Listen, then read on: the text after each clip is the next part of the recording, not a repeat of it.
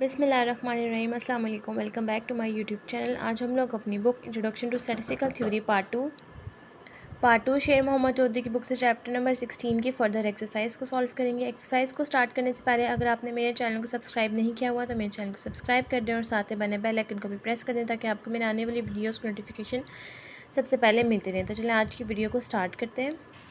आज हम लोग स्टार्ट करेंगे एक्सरसाइज के क्वेश्चन नंबर 16.9 से, जिसकी हमारे पास स्टेटमेंट है given H not mu is equals to mu not and H one mu is equals to mu one and alpha and beta are the probabilities of making type 1 and type 2 error respectively. Show that for a one sided hypothesis test the required sample size n is given by the expression n is equals to z alpha plus z beta square sigma square divided by mu 1 minus mu naught square. Also use this formula to find n when sigma is equals to 12, mu naught is equals to 28, mu 1 is equals to 32 and alpha is equals to 0.05 and beta is equals to 0.01. सबसे पहले इस question में हमें hypothesis given है जिसमें mu is equals to mu not और mu is equals to mu one है और अल्फा और बीटा आपके पास प्रोबेबिलिटीज़ हैं जो कि टाइप 1 एरर और टाइप 2 एरर को डिफाइन करेंगी। यानी कि यहाँ पर आप म्यू नॉट को अल्फ़ा और बीटा को आप यहाँ पर म्यू वन कंसिडर कर सकते हैं। शो डैट आपके पास वन साइडेड हाइपोथेसिस गिवन है। उसके बाद आपने इस क्वेश्चन में एन सॉल्व करना है जिसका फार्मूला आपके पास ये है। इसमें आपने एन सॉल्व करते हुए सिग्मा की वैल्यू को 12 पुट करना है, म्यू नॉट आपके पास 28 आ जाएगा, म्यू वन आपके पास 32 आ जाएगा और अल्फ़ा आपने यहाँ पर वैल्यू देखनी है वन साइडेड टेस्ट के अकॉर्डिंग और बीटा 0.01 वन साइडेड टेस्ट के अकॉर्डिंग देखनी है और वो जी अल्फ़ा आपके पास 0.05 के अकॉर्डिंग आएगा और जी बीटा आपके पास 0.01 के अकॉर्डिंग आएगा। तो अब हम लोग क्वेश्चन नंबर 16.9 को स्टार्ट करते हैं। क्वेश्चन नंबर 16.9 में सबसे पहले हम लोगों के पास फार्मूला गिवन है जो कि है n is equal to G alpha plus G beta square sigma square divided by mu one minus mu not square. अब आपने इसमें वैल्यूज़ को पुट करना है। सबसे पहले हमें जी अल्फ़ा और जी बीटा की वैल्यू चाहिए। अल्फ़ा की वैल्यू 0.05 है, हमने उसको वन टेल में देखना है तो वो हमारे पास जी अल्फ़ा बन जाएगा। मैंने यहीं पर यही चीज़ मेंशन की है कि जी अल्फ़ा आपके पास जी की वो वैल्यू है जो कि म्यू नॉट के अकॉर्डिंग है और अल्फ़ा 0.05 आपने वन टेल में देखना है तो उसके अकॉर्डिंग जी अल्फ़ा की वैल्यू बनेगी 1.64 और बीटा की वैल्यू थी 0.01, इसको भी आपने वन टेल में देखना है तो जी बीटा की वैल्यू बनेगी 2.32। तो ये वैल्यू सब आप फार्मूले में जब पुट करेंगे तो जी अल्फ़ा की वैल्यू 1.64, जी बीटा की 2.32, इन दोनों वैल्यूज़ को ऐड करेंगे, इसका स्क्वायर आंसर आ जाएगा 15.6816 और 12 का स्क्वायर 144, 32 में से 28 माइनस करेंगे 4 का स्क्वायर दैट इज़ 16, 15.6816 को मल्टीप्लाई करेंगे 144 के साथ तो आंसर आ जाएगा 2258.1504 डिवाइडेड बाय 16। तो हमारे पास एन का आंसर आ जाएगा 141.13 that is approximately equals to 142। यहाँ तक हम लोगों के पास क्वेश्चन नंबर 16.9 कंप्लीट हो गया। नेक्स्ट अब हम लोग सॉल्व करते हैं क्वेश्चन नंबर 16.10। नंबर 16.10 की हम लोगों के पास स्टेटमेंट है the hypothesis H not mu is equals to 100 is to be tested with alpha is equals to 0.05 the population standard deviation is known to be sigma is equals to 10. Part A, would a sample of size n is equals to 100 result in a value of beta less than 0.2 if in fact mu is equals to 110. Part B, how large a sample would be required so that beta is equals to 0.01 if in fact mu is equals to 110. सबसे पहले आपको hypothesis given है mu is equals to 100 और h1 आपके पास जो बनेगा वो बनेगा mu is equals to 110 के अकॉर्डिंग। अल्फा 0.05 है, स्टैंडर्ड डेविएशन आपके पास उसकी वैल्यू नोन है और साथ में उसकी वैल्यू 10 है। आपने पार्ट ए में एन सॉल्व करना है कि कितने सैम्पल्स ऑफ साइज़ आपके पास बनते हैं जो कि आपके पास 100 है और साथ ही साथ बीटा की वैल्यू जब आप सॉल्व करेंगे इस क्वेश्चन में आपने इसका आंसर जो होना चाहिए जो भी बीटा का आएगा आपने वो 0.2 से लेस होना चाहिए, जिसमें आपके पास h1 जो बनेगा म्यू इज इक्वल्स टू 110 आपने पुट करना है। और पार्ट बी में आपने हाउ लार्जर सैम्पल n की वैल्यू सॉल्व करनी है जिसमें बीटा इज इक्वल्स टू 0.01 है और अगेन जो म्यू है वो आपके पास 110 है। तो अब हम लोग क्वेश्चन नंबर 16.10 को स्टार्ट करते हैं। क्वेश्चन नंबर 16.10 में हम लोगों के पास जो हाइपोथेसिस है वो म्यू इज इक्वल्स टू 100 है, अल्फ़ा 0.05 है, सिग्मा की वैल्यू 10 है और एन 100 गिवन है। आपने यहाँ पर अल्फ़ा सॉल्व करना है जिसमें आप लोगों ने जो वैल्यूज़ हैं वो आपने बीटा के अकॉर्डिंग निकालनी है। तो बीटा के अकॉर्डिंग वैल्यू निकालने के लिए हमें चाहिए एक्स बार। तो हम जी का फार्मूला नॉर्मल डिस्ट्रीब्यूशन का फार्मूला अप्लाई करेंगे। Z is equals to x bar minus mu sigma by under root N. अब z की वैल्यू 0.05 को आपके पास ये हाइपोथेसिस इक्वल और नॉट इक्वल वाला है, तो कोई चीज़ गिवन नहीं है, तो टू टेल में हम इसको देखेंगे तो ये आ जाएगा +-1.96 is equal to x bar mu की वैल्यू 100 और सिग्मा 10 और डिवाइडेड बाय √100। √100 हम लोगों के पास अगेन 10 ही आएगा, तो जब 10 से डिवाइड होगा डेट इज़ 1। अब यहाँ पर 10 से जब डिवाइड होगा तो 1 ही आंसर आएगा, और 1.96 से मल्टीप्लाई हो गया +1.96 ही रहेगा, x बार -100। अब यहाँ पर 100 एक तरफ माइनस हो रहा है, तो हमने +-1.96 को एक दफ़ा हम लोग +1.96 लेंगे और एक दफ़ा -1.96, और 100 दोनों दफ़ा आपके पास यहाँ पर ऐड ही होगा। जब हम लोग -1.96 + 100 करेंगे तो हम लोगों के पास आंसर आएगा 98.04, और 1.96 + 100 करेंगे तो 101.96। उसके बाद हम यहाँ मेंशन करेंगे h0 mu is equals to 100 will be rejected if x bar is less than 98.04 and x bar is greater than 101.96। इसका मतलब ये है, इस ग्राफ से हम लोगों को पता चलेगा कि आपके पास ये जो वैल्यू है, अगेन उस तरह से जो आपके पास एक साइडेड की वैल्यू है वो है 98.04 और म्यू की वैल्यू आपके पास 100 है। और यहाँ पर आप अगेन जो एक और ग्राफ ड्रॉ करेंगे, जो अल्टरनेट म्यू है उसकी वैल्यू 110 है और 101.96 वैल्यू है। तो यहाँ पर जो 100 है ये वैल्यू इसलिए हमने रिजेक्ट कर दिया है क्योंकि ये आपके पास 110 यहाँ पर इस रेंज में आ रहा है, 100 इस रेंज में, और ये वैल्यू एक यहाँ पर एक इस तरफ है और एक इस तरफ है, तो ये दोनों वैल्यू 100 और 110 के मिड में नहीं है, तो इसलिए एक आपके पास 100 से अल्टरनेट जा रही है और एक 100 और 110 के मिड में आ रही है, तो इसलिए हमने यहाँ पर इसको रिजेक्ट कर दिया। और ये आपका ये डबल साइडेड वाला ग्राफ है, तो ये एरिया एक इस तरफ से शेड होगा और एक इस तरफ से। उसके बाद अब जब हमने बीटा को सॉल्व करना है तो हमारे पास h1 mu is equal to 110 है, तो हम लोगों के पास टू साइडेड है, एक 101.96 और एक 98.04। अगर हम x बार एक दफ़ा 101.96 पुट करते हैं z के फार्मूले में, तो x बार की वैल्यू 101.96 म्यू हम लोगों के पास इसमें 110 आ जाएगा, sigma 10 divided by √100 that is 10। 10 से डिवाइड होगा तो 1, तो 101.96 में से जब हम 110 को माइनस करेंगे तो हम लोगों के पास यहाँ आंसर आ जाएगा -8.04। ये फर्स्ट हम लोगों के पास z की वैल्यू आई है। सेकंड हम लोगों के पास जो सेकंड x बार की वैल्यू थी वो है 98.04, तो हम x बार की जगह जब 98.04 लिखेंगे, म्यू आपके पास 110 आ जाएगा, सिग्मा 10 आ जाएगा डिवाइडेड बाय 100, तो √100 10 होता है, तो 10/10 that is 1। 98.04 - 110 that is -11.96। Two values हम लोगों के पास z की आ गई हैं, तो ये अब जब ये दोनों वैल्यूज़ -8.0 को हम 4 में देखेंगे और -11.9 को हम 6 में देखेंगे, तो हम लोगों के पास दोनों की वैल्यू एरिया टेबल के अकॉर्डिंग 0.5 और 0.5 ही बनती है। तो जब हम इन दोनों वैल्यू को माइनस करेंगे तो हम लोगों के पास आंसर आ जाएगा 0, जो कि 0.2 से लेस है, तो यहाँ पे हम लोगों के पास बीटा का आंसर आ गया है, और हम लोग यहाँ पर लिखेंगे beta is less than 0.2 when h1 mu is equals to 110। आपके पास जो बीटा है वो लेस देन 0.2 से लेस है, क्योंकि आपके पास जो हाइपोथेसिस है वो h1 mu is equals to 110 है। नेक्स्ट आप लोगों के पास यहाँ पर हाइपोथेसिस गिवन है alternate, again h1 mu is equals to 110, beta 0.01 है। आपने n को सॉल्व करना है, जिसका फार्मूला है z0 + z1 square sigma square by μ1 - μ0 square. μ0 जो हम लोगों के पास है वो है h0 के अकॉर्डिंग 100, और जो μ1 है वो है 110, और z0 और z1 की वैल्यू हम यहाँ बीटा से सॉल्व करेंगे, और सिग्मा तो हम लोगों के पास क्वेश्चन में ही गिवन था जो कि है 10, और 10 का स्क्वायर हो जाएगा डैट इज़ 100। तो जब हम लोग यहाँ पर वैल्यूज़ जो हम लोगों को गिवन है, अल्फ़ा हम लोग यहाँ पर कंसीडर करेंगे z0 के लिए और z1 के लिए बीटा को कंसीडर करेंगे जो कि है 0.01। अब जब हम लोगों ने अल्फ़ा 0.05 जो हम लोग z0 की वैल्यू लिखेंगे वो टू टेल के अकॉर्डिंग बनेगी 1.96, जो कि हमने पिछले क्वेश्चन में यूज़ की थी, वही वैल्यू आप यहाँ पर यूज़ करेंगे। और बीटा आपके पास 0.01 है, जब हम उसको देखेंगे तो आंसर आएगा 2.32। तो ये आपके पास z1 की वैल्यू बन जाएगी 0.01 के अकॉर्डिंग 2.32, और अल्फ़ा के अकॉर्डिंग z0 की वैल्यू 1.96। तो जब हम यहाँ पुट करेंगे z0 की वैल्यू, z1 की वैल्यू, μ1 की वैल्यू, μ0 की वैल्यू, सिग्मा की वैल्यू, तो 1.96 + 2.32 डैट इज़ 4.28, इसका स्क्वायर 10 का स्क्वायर 100, 110 - 100 डैट इज़ 10 का स्क्वायर, तो ये भी 100 ही आ जाएगा। 4.28 का square 18.3184 multiply by 100 that is 1831.84 divided by 100।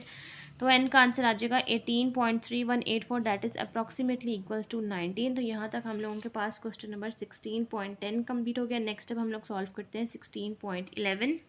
Question number 16.11 की हम लोगों के पास स्टेटमेंट है, suppose that H not mu is equals to 200 miles and H one mu is greater than 200 miles and alpha is equals to 0.05 is required and beta is equals to 0.10 is acceptable when the true mean is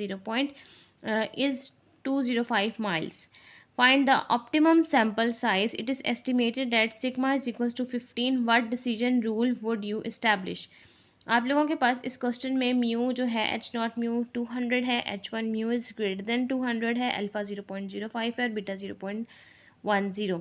आप लोगों के पास ये acceptable है true mean जिसकी value 2.205 है, यानी कि mu की वैल्यू म्यू नॉट की वैल्यू 200 है, म्यू वन की वैल्यू 205 है, अल्फ़ा 0.05 के अकॉर्डिंग देखेंगे और बीटा 0.10 के अकॉर्डिंग। अल्फ़ा आपके पास जी नॉट के अकॉर्डिंग बनेगा और बीटा आपके पास जी वन के अकॉर्डिंग बनेगा और सिग्मा हम लोगों के पास 15 है। तो हम लोगों ने यहाँ पर एन जो है उसकी वैल्यू को सॉल्व करना है और अपना डिसीजन देना है। तो हम लोग क्वेश्चन नंबर 16.11 को स्टार्ट करते हैं। 16.11 में हम लोगों को हाइपोथेसिस गिवन है mu is equal to 200 and mu is greater than 200, alpha 0.05, beta 0.10, sigma 15 और म्यू वन हम लोगों के पास 205 है। हम लोगों ने अल्फ़ा की वैल्यू जी नॉट के लिए कंसीडर करनी है। तो जब हम 0.05 को वन टेल में देखेंगे तो हम लोगों के पास आंसर आ जाएगा जी नॉट का 1.645 वन टेल में, इसलिए क्योंकि हाइपोथेसिस आपके पास वन टेल का है। और दूसरी जी वन की वैल्यू को हमने बीटा के अकॉर्डिंग कंसीडर करना है। तो बीटा के अकॉर्डिंग 0.10, तो जी वन की वैल्यू आ जाएगी वन टेल के अकॉर्डिंग 0.10 को जब आप वन टेल में देखेंगे तो जी वन की वैल्यू 1.28। बाकी सारी वैल्यूज़ हमें गिवन है। जो एन का फार्मूला बनेगा Z one plus Z not square sigma square divided by mu one minus mu not square. Z one की वैल्यू 1.28, जी नॉट की 1.64, इन दोनों वैल्यूज़ को ऐड करेंगे, इसका स्क्वायर 15 का स्क्वायर 205 माइनस 200 दैट इज़ 5 इसका स्क्वायर। तो यहाँ पर 2.92 का जब हम स्क्वायर करेंगे that is 8.5264 multiply 225 that is 1918.445 का स्क्वायर 25 1918.44 को जब हम 25 के साथ डिवाइड करेंगे तो हम लोगों के पास यहाँ n का आंसर आ जाएगा 76.73 that is approximately equals to 77। तो हम लोग अपना डिसीजन देंगे कि एन अप्रोप्रिएट सैम्पल साइज है 77, कि हम लोगों के पास जो सैम्पल साइज़ का जो एग्जैक्ट आंसर है वो है 77। तो यहाँ तक हम लोगों के पास क्वेश्चन नंबर 16.11 भी सॉल्व हो गया। नेक्स्ट अब हम लोग सॉल्व करते हैं क्वेश्चन नंबर 16.12। क्वेश्चन नंबर 16.12 के पार्ट ए की स्टेटमेंट है, what statistical hypothesis can be tested by mean of the normal distribution. कि क्या प्रोसीजर है हाइपोथेसिस का according to the mean of the normal distribution का। ये हाइपोथेसिस का पूरा प्रोसेस कि कैसे आपके पास यहाँ पर 6 स्टेप्स बनते हैं और कैसे कैसे लिखते हैं ये मैं आपको मेंशन करवा चुकी हूँ। इसका लिंक मैं आपको नीचे डिस्क्रिप्शन बॉक्स में मेंशन कर दूँगी। पार्ट बी की स्टेटमेंट है, past experience has showed that the scores of students who take a certain mathematics test are normally distributed with mean 75 and variance 36. The mathematics department members would like to know whether this year group of 16 students is typical. They decided to test the hypothesis that this year's students are typically against the alternative that they are not typical. When the students take the test, the average score is 82. What conclusion should be drawn? आपके पास past experience है जिसमें students के scores हैं कि उन्होंने mathematics में कितने score लिए, जिसकी मीन की वैल्यू 75 है और वेरिएंस आपके पास 36 है।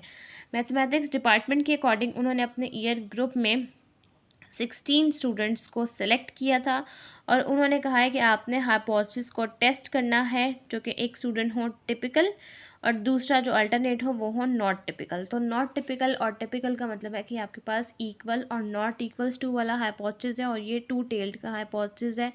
आपने यहाँ पर अपने टेस्ट को डिफ़ाइन करना है और एवरेज स्कोर आपके पास 82 होना चाहिए, यानी कि जो आप यहाँ पर स्कोर डिफ़ाइन करेंगे हाइपोथेसिस बनेगा वो बनेगा H not mu is equals to 75 सबसे पहले, और mu is not equals to 75 और एक्स बार की वैल्यू आपके पास 82 होगी। क्या कंक्लूजन आपके पास इस क्वेश्चन का बनेगा। तो अब हम लोग क्वेश्चन नंबर 16.12 का पार्ट बी सॉल्व करते हैं।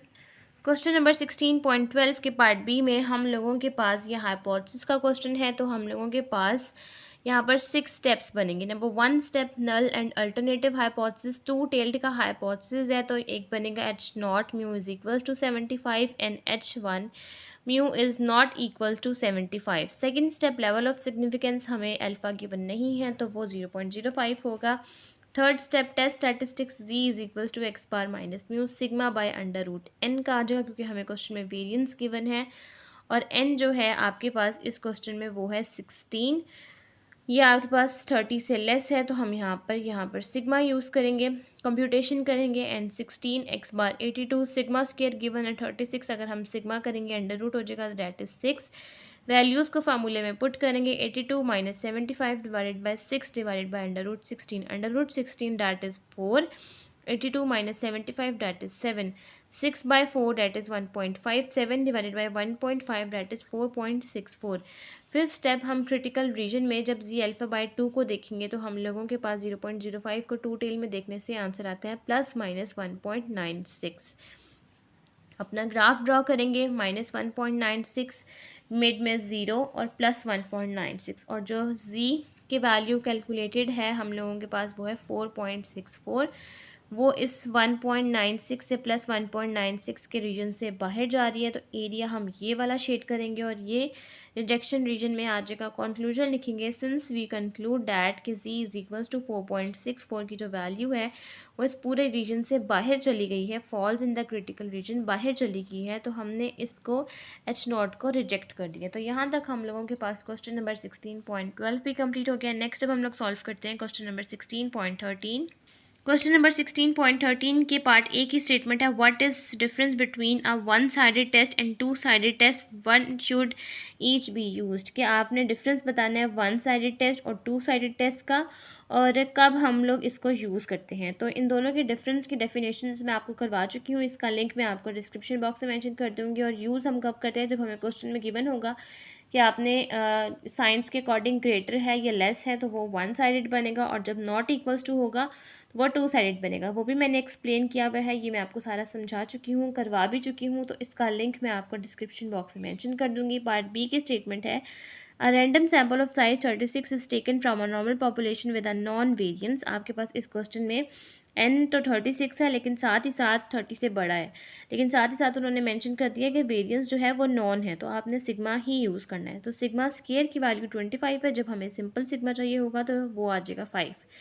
If the mean of the sample is x bar is equals to 42, mean की वैल्यू आपके पास एक्स बार की 42.6 है।